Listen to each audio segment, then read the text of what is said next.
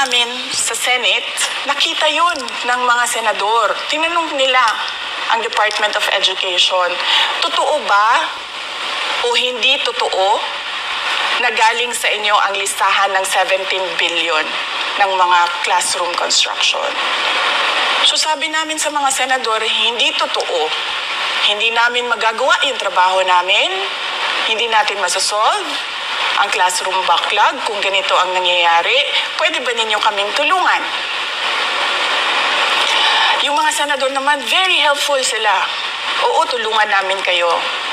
Kaya nga kung makikita ninyo sa interpellation ng isang senador doon sa budget hearing sa Senate, tinanong niya diretso, galing ba sa DepEd ang listahan ng 17 billion?